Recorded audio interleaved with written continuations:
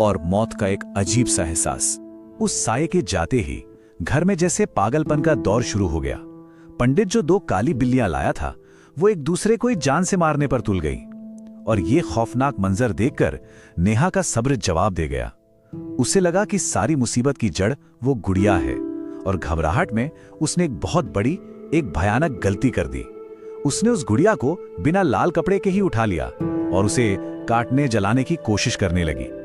और ये देखते ही पंडित के चेहरे का रंग उड़ गया। वो डर से चीखा, बिना लाल कपड़े के गुड़िया को छूकर तुमने अपने पूरे परिवार को मौत के मुंह में धकेल दिया है।